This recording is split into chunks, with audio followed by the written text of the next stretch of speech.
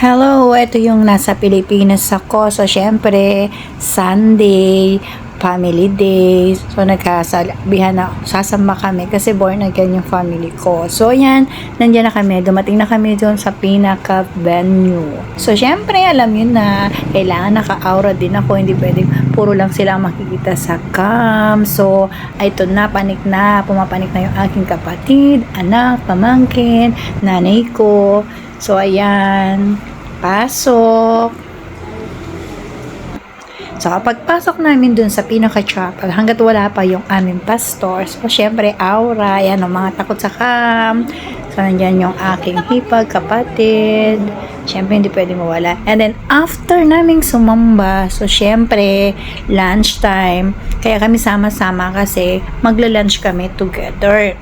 So, yung pupuntahan naming kainan is another bayan. So, dun sa pinaka-capital ng Bulacan, ang Malolos City. So, ayan, yan yung nakita namin, sinerch namin sa booking. So, hindi kami nakapag-book. Akala namin is pwede yung pumunta dyan sa Ideal Food Ora mismo. So, na-late kami. Kaya, alam na this, hahanap kami ng bago. So, ayan, napunta kami dito sa may, Malolos din siya. I mean, Tikay, ganyan. So, pastries, yan. So, parada, hanap ng parking, and then so, talagang gutom na gutom kami dyan. So, baba, and then, ayan, lakad. So, kasi, malayo yung pinagparka namin, kaya dapat lakad kami ng konti. So, para at least paglakad namin, so, marami kami makakain kasi eat all you can, di ba? Ayan nga. So, ayan yung anak ko, yung dalawang pamangkin ko, anak ng kapatid kong lalaki, yung isang pamangkin ko ito, yung naka-brownish, anak yun ng kapatid kong babae, yung ala Don Silveta, yung buhok niya. So, ayan nga yung pinaka brand new buffet yan. So, kaya lang, sad to say, pagpasok namin, pagpunta namin, sabi, sarado na kasi, booking din. Sabi namin, late lang kami nakapagpabook. So, sabi, okay, makapaghihintay ba kayo? Kasi meron matatapos na table. So, syempre, sa gutom, okay na, maghintay na kami sa loob. So, habang naghihintay, selfie. So, ayan yung kanang eat, live,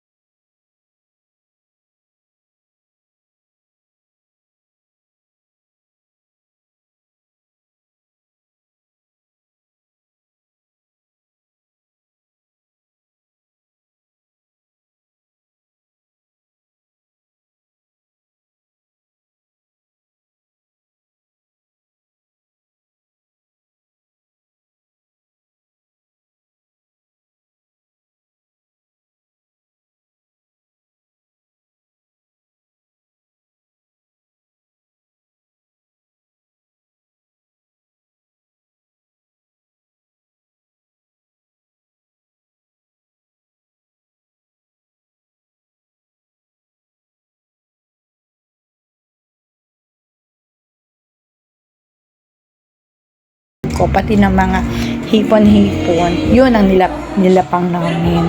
And then after nga, ayan nga yung mga sweets nila, yan dati lang sa kanila, yan ang kanilang unlimited before, pero dinagdagan nga nila ng dinagdagan, so para at least syempre maraming income, diba? Maraming kakain, kasi pagka ganyan nakakaumay, Diyos ko po, pag kumain ka ng kumain na maraming sweets, matmaya ka magkikrave. So, yun yung magiging reason bakit ka tataba. Kasi, syempre, pag kakain mo sweets, para bang naghanap ka na ng may pagkain. So, kain ka ng kain. So, para hindi ka tumaba, tanggalin mo yung sweets at saka carbs sa katawan mo. So, ayan yung pamangkin ko, yung kapatid ko, hipag ko, ang pamangkin ko ulit. Diyos ko po, hindi magkamayaw. So, ang yan ang nanay ko. Ayan ang anak ko, isang pamangkin ko, isang kapatid ko na pinaka ito yung kapatid kong lalaki. 4 lang naman kasi kami. Ako yung pinakapanganay. Pero titignan ako daw yung mukhang bunso. Char! So yung naka-pink na yan, yung aming kapatid na bunso. Yan ang aming boss. Siya nagbayad niyan. Siya yun kasi pala ayahe. Then ayan nga, kain. Yung 2 anak ko, sumunod lang yan. Kasi hindi namin kakasya sa sakyan. Ginamit nila yung motor nila. So, isang anak ko naman kasi may lakad siya, kaya hindi siya nakapunta. Yung isa lang, yung panganay lang ang dumating. So, yan tayo ang pamangkin ko, sinutusan ko, kuha ka pa ng ganito, kuha ka ng ganyan. So, yan.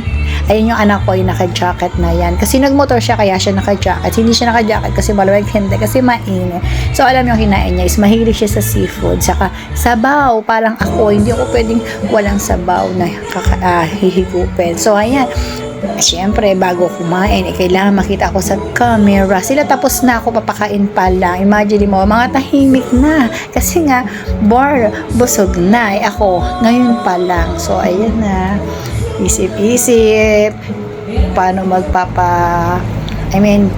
helmet ka. Auntie yan kasi is namumuo. So tapos namin kumain. So ayan na, uwi na yung aking anak. So ngayon lakad ulit para bababa yung kinain. Ako tinan yung mga tiyaneni namin punong-puno. So yung anak ko yan pauwi na siya, kaya sabi ko ingat ka sa pagda-drive. So kami lakad kami doon papuntang sasakyan. Mga bag para mo kay raraming laman. Pero wag ka laman lang yan, cellphone at saka suklay. So ayan na nga. Pasakay kami, nag-isip-isip, nag-usap-usap. Saan kaya kami next destination?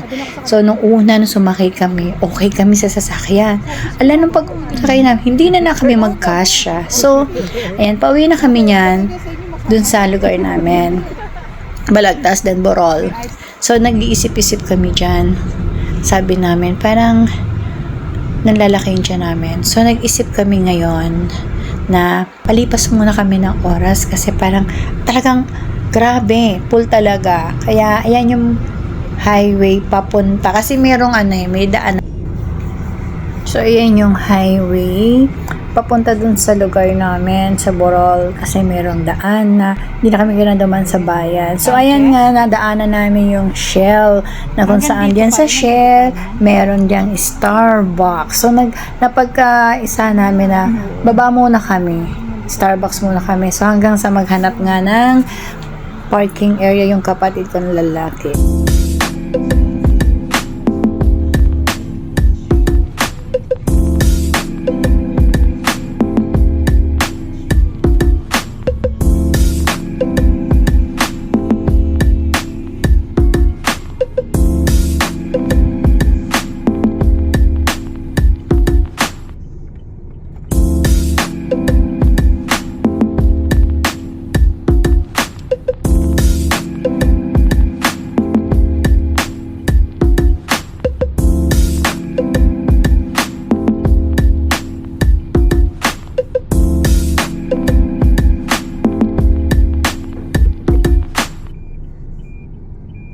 So, ayan nga, nakahanap na kami ng aming parking. So, ayan, pagbaba namin, alam na, kaping-kapi na ang mga peg. So, ayan, nakihipag, ang aking nanay, ang aking kapatid na malaala doon, silhouette, ang kanyang buhok, pati kanyang anak, ayan. So, alam na this, pupunta kami ng Starbucks. So, ayan. So, alam niyo, nagulat ako sa lugar na to kasi before hindi ganyan kaganda yung Shell kasi dati yan as in gasolinahan lang at saka select. So nung pagpanik ko yan, ayan na, nagulat ako, kala ko nasa isa kaming mini mall. Yung pala hindi, tingnan nyo yung select. Hindi ganyan unselect before. Hindi ganyan talaga itsura niya. So ayan na nga, pasok na kami sa Starbucks pero hindi ako pwedeng mauna kasi hindi naman ako magbabayad. So hintay ko yung kapatid ko. So habang hinihintay ko yung kapatid ko malala doon, silhouette ambo at ang nanay ko pumunta ng bathroom. So ayan na nga, pasok na kami. Ang kapatid kong lalaki tsaka yung kanyang asawa, nanay ko, ayan na yung kapatid ko. After nila mag-CR, yung kapatid kong isa ang siyang umu-order. Ayun, yung naka-pink. Ayan. And then, ayan, syempre, isa ko pang pamangkin. mga born data, mga tiyan. So, ayan, hindi ko na pinakita yung aming order. So, ayan, pauwi na kami dyan kasi nga nakapagkape na kami. So, alam niyo naman ako, si kape Amerikano. Nagulat sila kasi nga ang hilig ko sa kape na walang asukal. Syempre, hindi ako pwedeng mag-asukal na mag-asukal. And then, ayan na nga, palabas na kami ng Starbucks. Papunta na kami dyan sa aming sasakyan. So, syempre, kailangan. Ako naman, lagi nasa camera, di ba? Kasi sa una, lagi sila ang nasa camera. So, hindi pa pwedeng ang fake, ang aura, hindi makikita. So, ayan na nga. Sakay na kami dyan.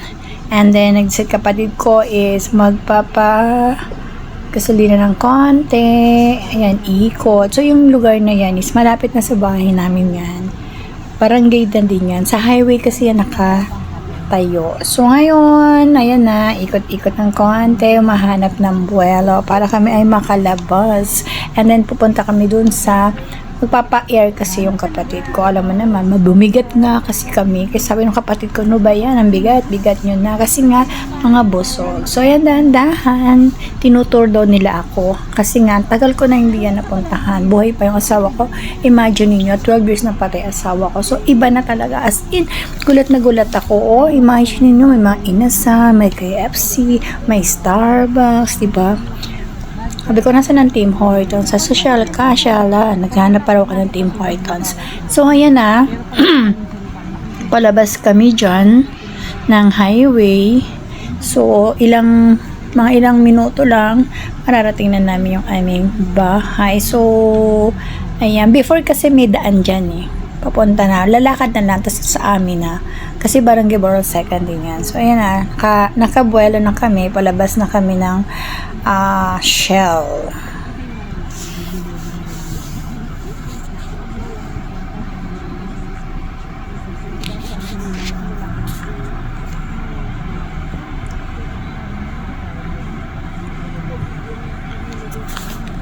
So guys, shares, like, subscribe. This is Anna Rampadora. See you in my next video. Babu!